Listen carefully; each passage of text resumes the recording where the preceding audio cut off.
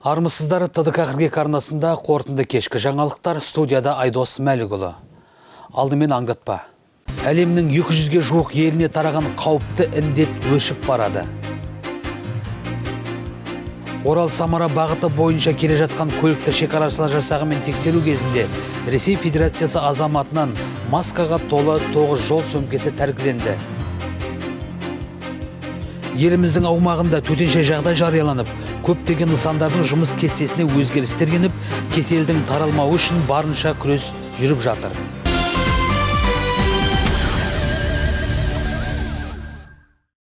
Әлемнің 200-ге жуық еліне тараған қауіпті індет өршіп барады. Бүгінгі күні Қазақстанда коронавирус жұқтырғандардың саны 79 адамды құрады. Оның 41-і Нұр-Сұлтанда, 31-і Алматыда, Қарағандыда 2-і, Алматы, Жамбыл, Ақтөбе және Солтүстік Қазақстан облыстары мен Шымкент қаласында 1 адамнан тіркелді. Елдегі төтенше жағдаймен 2 мегаполис қаладағы карантин күшейтілді. Мемлекет басшысы коронавирус тараған төтенше жағдайда және әлемдегі экономикалық дағдарыс барысында шенеуніктерден бас көтеріп, жылдам шешім қабылдап, жаңа режимде жұмыс істеуді талап етті. Күннен күнге коронавирустың таралуы өршіп барады. Жұқпалы инфекция ендігі еліміздің 8 аймағына тарады. Нұр-Сұлтан мен Алматы қалаларында індетті жұқтырғандар саны айтарлықтай көп. Денсаулық сақтау министрлігінен түсіп жатқан жағымсыз ақпарат сағат сайын өзгереді. Оған қоса шетелде демалып жүрген қазақстандық туристер елге оралуда. Бұл жағдай індет жұқтырғандар санының артуына себепші болуда. Нұр-Сұлтан қаласында шетелден келіп жатқан туристерді бірден арнайы бекітілген қонақ үйлерге апарып медициналық тексеруден өткізуде. Қала әкімшілігінің баспасөз қызметі хабарлауынша, бүгін дәрігерлер елордаға ұшып келген 16 рейсті қабылдады. Бұл 1300 адам. Ендігі 1200 адам тест нәтижесін алды. Осының ішінде 1 адамда коронавирус анықталып отыр. Өздеріңізге мәлім, қазір шұғыл тест жасау жүріп жатыр. Еліміздің бас дәрігері Елжан Біртанов 260 мың экспресс-тест сатып алдық деп отыр. Ол ең алдымен созылмалы ауруы барларға, егде жастағы азаматтарға, иммунитеті төмен адамдарға жасалады. Вот данные тесты, они используются только по эпидемиологическим показаниям, только при подозрении. Кроме того, сейчас появились, так сказать, в продаже за рубежом в мире так называемые экспресс-тесты. К сожалению, они не настолько достоверны, как тесты ПЦР. И их никто не рекомендует использовать для диагностики. Но они могут выявить, болел ли человек или болеет ли в данный момент человек коронавирусной инфекцией. Они намного дешевле. Әлем бойынша коронавирус жұқтырғандар саны 422,6 мың адамды құрады. Әлемді жайлаған коронавируспен бірге экономикалық дағдарыста қатарласып келді. Мұнай бағасы төмендеп, доллар шарықтап жатыр. Президент Қасым-Жомарт Тоқаев дағдарысқа қарсы өткізілген жиында қауіпті індетпен күрес шарасын күшейтуді, осы сын сағатта жұмыссыздар санының артуына жол бермеу, халықты барлық қажетті азық-түлікпен қамтуды жіті тапсырды. Президент Мамин үкіметі мен ұлттық банкке халықты бизнесті қорғау мақсатында жылдам қозғалып шешім қабылдауды тапсырды. Коронавируспен күресуде экономикалық дағдарыстан шығу жолын қамтуда өз міндетін атқара алмағандар жұмыстан кетеді деп ескерту жасады. Всему госаппарату предстоит быстро перестроиться, отойти от шаблонной работы. Управление государством в настолько непростой ситуации должно быть кардинально изменено. Нужно брать на себя ответственность, принимать сильные, смелые, эффективные решения. Сейчас мы проверим, кто на что способен. Со своей стороны, я подписал ряд антикризисных указов, предоставляющих системе государственного управления право принимать оперативные решения для борьбы с последствиями кризиса. Я хочу донести до каждого члена правительства: Акима, пришло время работать в совершенно новом режиме. Те, кто не понимает остроты текущего момента и попытаются действовать по старинке, с подстраховкой, как бы чего ни вышло, должны освободить свои места. Ал коронавируспен күрес барысында Нұр-Сұлтанның көшелерінде көліктер мен адамдар саны күрт азайды. Бүгінде мемлекеттік қызметкерлердің 70%-ы қашықтықта жұмыс істеуде. Көптеген жекеменшік ұйымдарда жұмысшыларын үйден жұмыс істеуге қысқартылған жұмыс күні жүйесіне көшірді. Қала көшелерінің тазалау жұмыстары жүргізілуде. Үйлердің кіреберістері де жіті тазаланып отыр. Бетперде мәселесі әлі де болса тапшы. Дәріханаларда бір адамға 5 данадан артық сатпайды. Оның өзінде кез келген дәріханадан бетперде табу қиын. Аселім Қалкен, Ахмедияр Ильясов, ТДК қырғек телеарнасы, Елордадан. Орал-Самара бағыты бойынша келе жатқан көлікті шекарашылар жасағымен тексеру кезінде Ресей Федерациясы азаматынан маскаға толы 9 жол сөмкесі тәркіленді. Үкіметтің медициналық мақсаттағы бұйымдарды әкетуге тыйым салу туралы шешімін жүзеге асыру аясында Батыс Қазақстан облысының Сырым өткізу бекетінің жеке күзеті бұл жағдайдың 24 наурызда кешкі сағат 19:00-де әшкере болғанын хабарлады.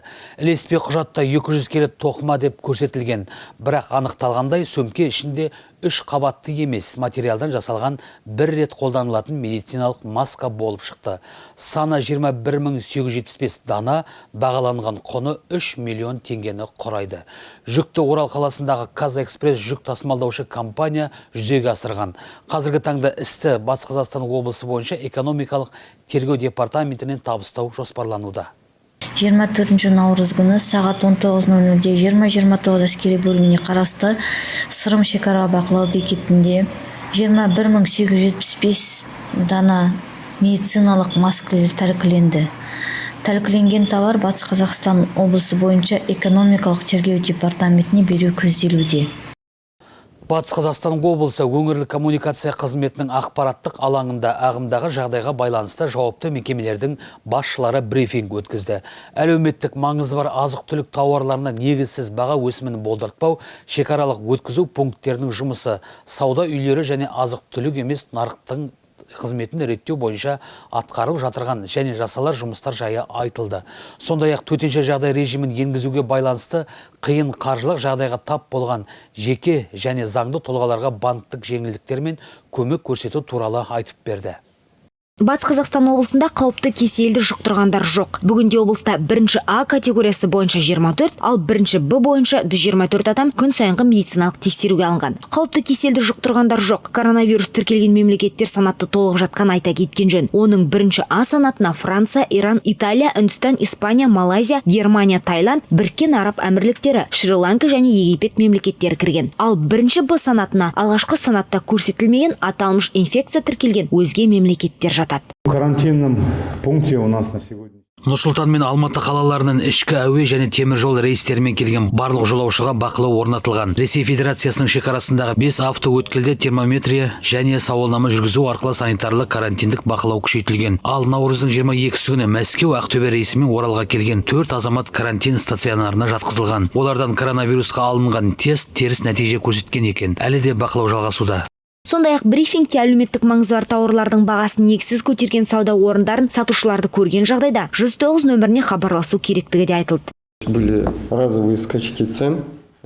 Қазір әлеуметтік маңызы бар тауарлар бағасы тұрақтандырылды. Шекара сыртындағы мемлекеттерден келетін тауарларға да бақылау бар. Өткен аптада картоптың бағасы негізсіз өсірген бірнеше факті тіркелді. Бүгінде бұл мәселе реттелді. Сонымен қатар сауда нүктелерінде санитарлық ережелердің төтенше жағдайлардағы талаптың орындалмағанына куә болған жағдайда видео әлде фотоға түсіріп 8700 010 9109 WhatsApp нөміріне жолдауға болады. Қазақстан Республикасының аумағында коронавирустың инфекциясының пайда болуы мен таралуына жол бермеу жөніндегі шаралар туралы Қазақстан Республикасы премьер-министрінің 2020 жылғы 29 қаңтардағы өкіміне сәйкес ел аумағын медициналық және қорғаныс заттарын шығаруға тосқауыл қойылған. Батыс Қазақстан облысы мемлекеттік кірістер департаменті экспортты бақылау басқармасының басшысы Ерболат Ғайнешевтің сөзінше, осындай заттарды шекарадан Ресейге алып өтпек болған 3 дерек тіркелген. Айнұр Төлеуғалиқызы, Айболат Жағыпар, Александр Грабарев, ТДК телеарнасы.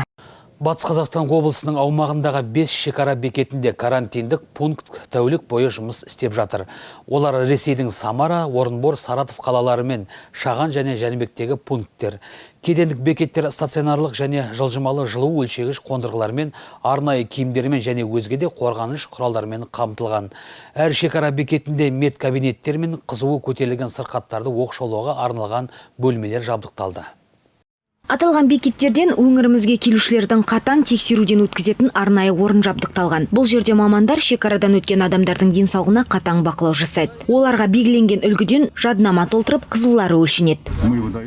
Сонымен қатар төтенше жағдайға байланысты шекарада азық-түлік тауарларының экспортына да шектеу қойылып отыр. Бұл шара аймақта азық-түлік қауіпсіздігін қамтамасыз ету мақсатында алынып отыр.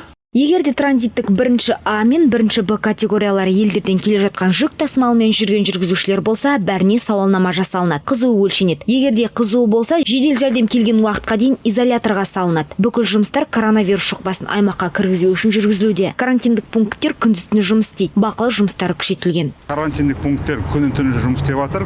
Барлы жаңағы бақылау жұмыстары күшейтілді. 13-ші наурыздан бастап.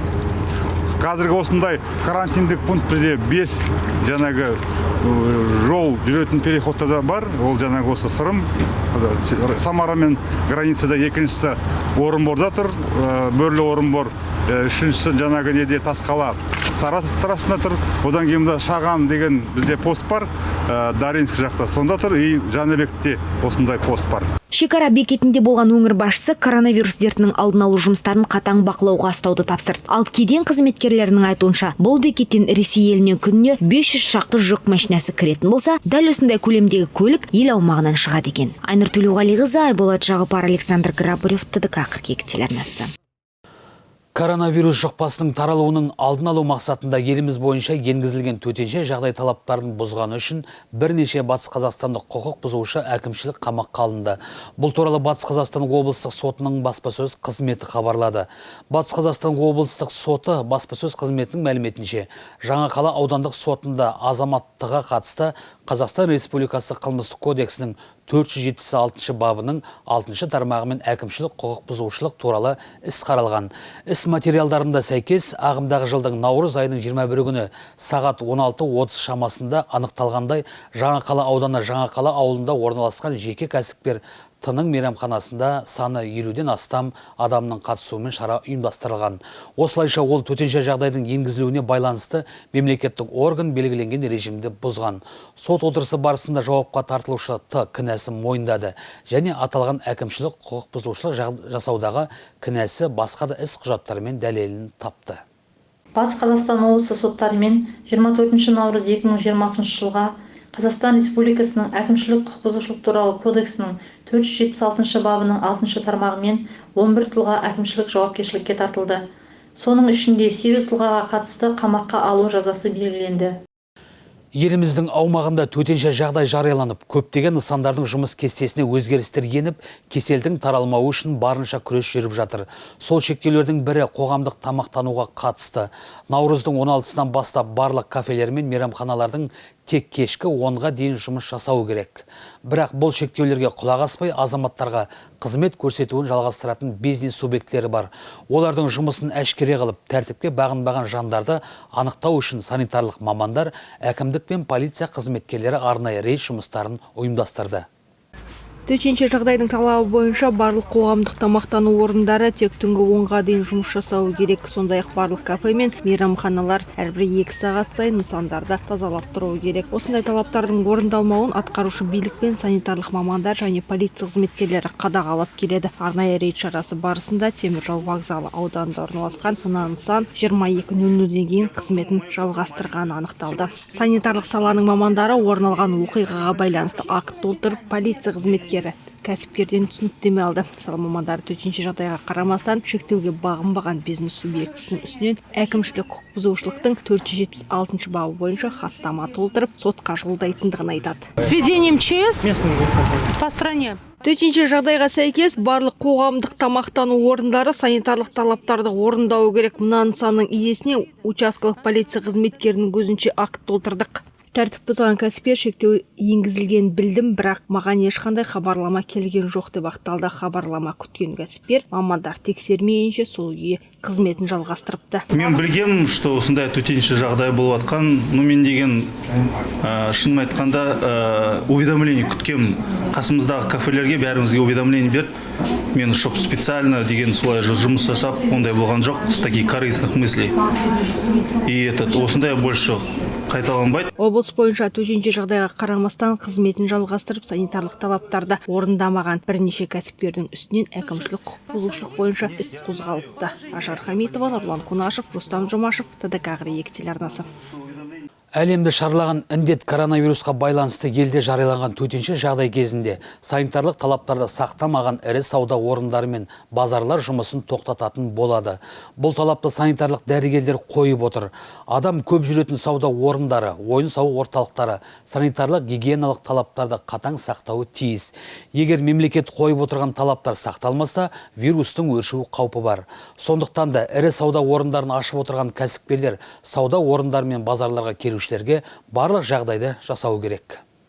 Адам аяғы көп ірі сауда орындары мен базарлар вирус ошағы. Адамдардың қауіпсіздігі үшін бұл жерлерде санитарлық талаптар қатаң сақталуы керек. Осы бағытта Орал қалалық тауарлар мен көрсетілетін қызметтердің сапасы мен қауіпсіздігін бақылау бөлімінің мамандары барлық ірі сауда орындары мен базарларға мониторинг жүргізуді көздеп отыр. Бірнеше күнге созылатын мониторинг барысында барлық ірі сауда орындары, ойын-сауық орталықтарының санитарлық гигиеналық талаптарды сақтауы мен төтенше жағдай кезінде өз тұтынушыларының қауіпсіздігі үшін жасаған жағдайлары тексерілетін болады. Атап айтсақ, кез келген ірі сауда орындары мен базарларда қол жууға арналған орындар, антисептиктер, қол жуғыш сұйықтықтар орналастырылуы керек. Бұдан бөлек үстелдер мен басқа да жиһаздар, есік-терезелердің тұтқалары жиі тазаланып тұруы тиіс. Дүкен немесе дәріхана сынды ғимаратқа енген адам саны 5-ден аспауы шарт. Қалған адамдар сырттан күтіп кезекпен кіреді. Егер кәсіпкерлік объектілері бұл талаптарды орындамаса, онда ол орны уақытша жабылатын болады. У нас вышли люди мониторить объекты, Егер қойылған талаптар орындалмаса, кәсіпкерлік объектісі жұмысын тоқтатады. Бүгіннен бастап біздің мамандар мониторинг жұмыстарын бастады. Егер барлық талаптар сақталса, онда ол жерлердің жұмысына тыйым салынбайды. Бірақ нақты бірдеңе айту да қиын. Жағдай сағат сайын өзгеріп отыр. Түске дейін, түстен кейін не боларын білмейміз. Әзірге мониторинг қорытындысы да белгісіз. Мониторинг қорытындысы жақсы болса, ешкімге кедергі жоқ. Әр мекеменің басшысы өзі басқарып отырған нысанның ішіндегі санитарлық тазалыққа толығымен жауап беретіндігі жөнінде қолхатқа қол қоюға міндетті. Елдегі вирустың таралуына жол бермеу мақсатында кәсіпкерлерден арнайы қолхат алыну көзделіп отыр. Ол қолхатта жоғарыда аталған талаптар бар. Олардан бөлек әр кәсіпкерлік объектісінде ыстық су болу керек. Бірақ арнайы мамандардың өздері тексеріс кезінде бұл жерде ыстық су таппады. Жалпы қаладағы көп базарларда ыстық су жоқ. Ал санэпид дәрігерлер болса, адам көп жүретін жерлерде ыстық су мен салқын су қатар болуы керек деген талаптарын айтып отыр. Елдегі төтенше жағдай кезіндегі бұл қойылып отырған талаптар кәсіпкерлік объектілер үшін қолайсыздық туғызары сөзсіз. Қазір облыстағы кәсіпкерлер Атамекен кәсіпкерлер палатасынан көмек күтіп отыр.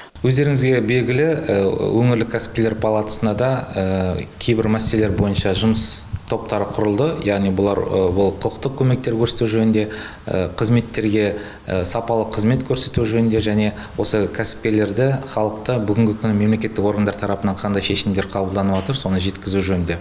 Бүгінгі мысалға 24 наурызға байланысты жағдайды айтып өтетін болсақ, біздің өңірлік кәсіпкерлер палатасына 70-ден астам өтініштер келіп түсті. Кәсіпкерлер палатасы барлық өтініш тілектерді жинап жатыр. Кейін тиісті шаралар қолданылады. Ал төтенше жағдай кезінде санитарлық талаптарды сақтамаған кәсіпкерлік объектілері өз жұмыстарын тоқтататын болады. Жанат Көшкінбай, Мирбат Жапаров, Рустам Жұмашев, ТВК телеарнасы.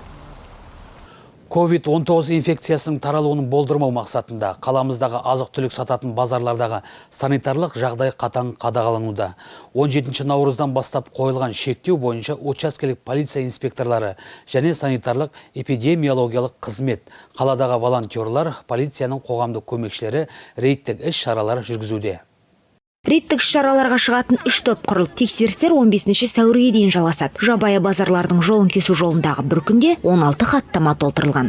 92 хаттама толтырылды. Оның барлығы Қазақстан Республикасы әкімшілік құқық бұзушылық кодексінің 204 бабына сәйкес жабайы базарлар, яғни айтқанда заңды орындарынан басқа жерлерде сату мен айналысқан тұлғаларға толтырылған әкімшілік хаттама. Бүгінде орталық базар маңындағы санитарлық жағдайды 10-нан аса тәртіп сақшысы қадағалау қалған. Бұған дейінгі жүргізілген рейдтік шаралар нәтижесін беріпті. Сауда орындарының айналасы мұнтаздай тап-таза. Осы орайда кәсіпкерлер уәкілетті орган өкілдерінен осы шараларды аяғына дейін жеткізуді сұрап отыр. Бүгін қараңыз, чистота и порядок. Кімге неприятно, например, осылай жатса, халыққа да қасында тұрған жителдерге де жақсы. Тазалық бәрімізге де керек.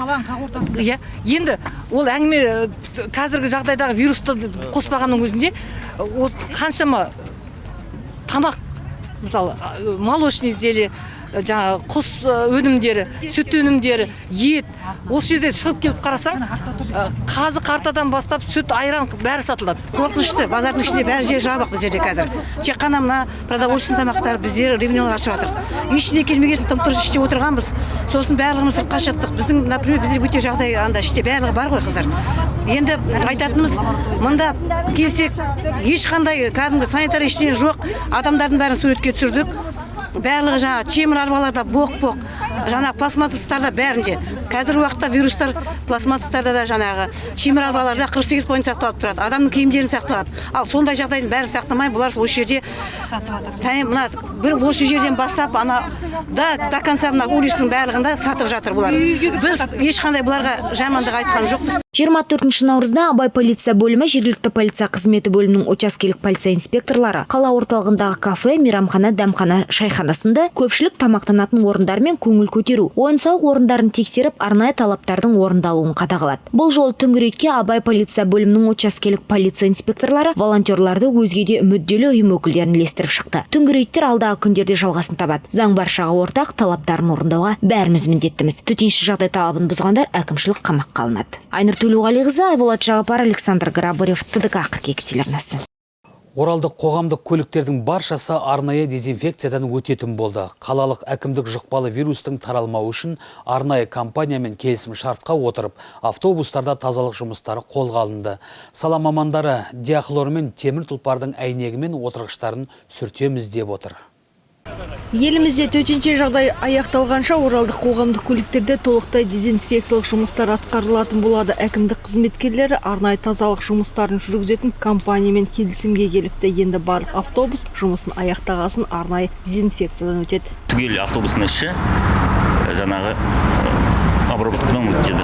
Бұл төтенше жағдай кезінде болады ма, әлде ары қарай жалғасын таба ма бұл күні қанша? Жоқ, ол деген тек осы төтенше жағдай кезінде болатын. Барлығында бірдей осылай. Иә, барлық 6 жаңағы жолаушы көлігі мекемелерінің барлығында да өткізіледі. Сала мамандары қоғамдық көлікте дезинфекциялық жұмыстарды жүргізу үшін диахлорды пайдаланатындығын айтады. Осы арқылы темір тұлпардағы микроағзалардың көзі жойылады. Бұл дәрінің адамға еш зияны жоқ. Компания өкілдері таңертең линияға шыққан автобустың жүргізушілері мен кондукторлары кезекті тазалық жұмыстарын жүргізетіндігін де еске салады. Этот препарат Диахлор Ресейдің өнімі, оны кеден одағында қолдануға болады. Біздер диахлордың 0,1% пайдаланамыз, яғни 7 таблетканы 10 литр жылы суға езіп, автомакс пен пушкамен автобустың ішіне шашамыз. Диахлор микроағзалардың осылайша көзін жояды.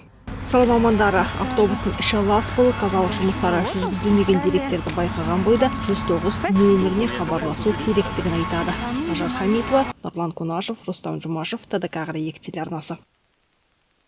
Оралда мас жүргізуші айдаған автокөлік жол апатынан кейін көпірден құлап кетті. Батыс Қазақстан облысы полиция департаментінің баспасөз қызметінен түскен мәліметке қарағанда, оқиға 22 наурыз күні кешкісін қала аумағындағы Самара-Шымкент жол бойындағы көпірде болған.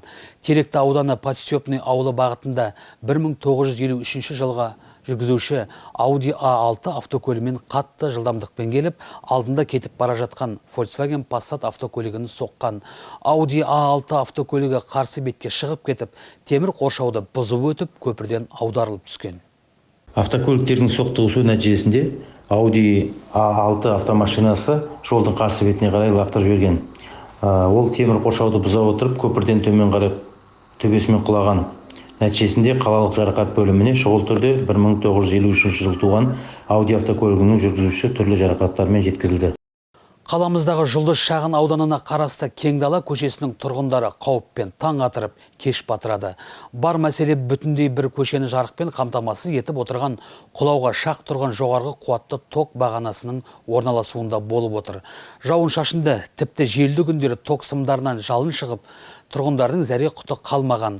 Қорқынышпен өмір сүруден зығырданы қайнаған ауылдағы ағайын арнамызға хабарласып, телеарнаның көмегіне жүгінгенде жөн көрді. Ақбота Болатқызының сюжетінде. Сақтансаң сақтармын деген аталы сөз бекер айтылмаса керек. Қауіптің алдын уақытында алмаса, адамның өміріне қатер төнер сөзсіз. Орал қаласындағы Жұлдыз шағын ауданына қарасты Кеңдала көшесінің тұрғындары құлағалы тұрған электр бағаналарын ауыстырып беруді талап етіп отыр. Яғни құлаудың азақ алдында тұрған бағаналар жақын маңдағы үйлерге қауіп төндіріп тұр. Біз светті уақытында төлеп отырмыз, не төлеп отырмыз. Енді соны істейді деп үміттенеміз. Енді біз бәріне неттік. Отдел строительствода, акиматқа да жаздық, ЖКХ-да болды. Ешкім ештемені шешпейді. Енді светінен төлейді, сонда кім шешеді, мен білмеймін оны. Я проживаю в этом доме. Бұл үйде 2008 жылдан бері тұрып келемін. 11 жыл бойына жарықтың әлегін көріп келеміз. Жылда бағанадағы тоқсымдар үзіліп, тұрмыстық техникалардың біразы істен шықты. Бірнеше мекемеге шағымданып келеміз. Мәселеге ешкім құлақ асар емес. Бүтіндей көшенің 10 шақты түтінін жарықпен қамтамасыз етіп отырған мына электр бағанасы жел тұрса шайқалып, құлап қалуға шақ тұр. Соның салдарынан тоқсымдары үй шатырына тиюдің шақ алдында. Тұйықталудан жалынның болмасына кім кепіл? Осы мәселеге алаңдаған жергілікті жұрт жарық тарататын мекемеге талай рет арызданған. Алайда тұрғызылған электр желілерін жөндеуді ешбір компания мойнына алмай келеді. Тұрғындардың өтініші бойынша Кеңдала шағын ауданы 36-шы үйдің қасында созылып жатқан электр линиялар қалыпқа келтіріліп оқшауланған болатын. Алдағы уақытта ескі бағаналарды жаңа бағаналарға ауыстыру жұмыстары жүргізілетін болатынын хабарлаймыз. Нақты қашан? Алдағы уақытта, себебі барлық атқарылатын жұмыстар мемлекеттік сатып алу бағдарламасымен жүзеге асыратын болады. Сол себепті нақты уақытын айту мүмкін емес. Тұтынылған жарық үшін ақша жинайтын мекеме бағаналарды ауыстыру біздің құзырымыздағы міндет емес деп жауапкершіліктен қашып әлек. Ал сауалды қалалық әкімдікке бұрғанымызда әкімдік іске жауаптыларды анықтау сатысында екендіктерін атап өтті. Бүгінгіні телеарнаның араласуымен құлағалы тұрған бағананың сымдары қайта тартылған. Ал бағананы жаңаға ауыстыру мемлекеттік сатып алу арқылы жүзеге асырылмақ көрінеді. Яғни жағдай 40-на шыдаған халық 41-не де шыдай тұрады дегенге саят. Ақбота Болатқызы, Кушалеев, Александр Грабарев, ТДК 42 телеарнасы. Бүгінге келіп түскен ақпараттар легі осындай. Жаңалықтарымызды әлеуметтік желіден tdk42.kz сайтынан қарай аласыздар. Бар жаңалықты біліп қайтатын, ақиқатын ашып айтатын ТДК 42 телеарнасы әр шаңырақта қосылы болсын ағайын. Эфирде жүздескенше.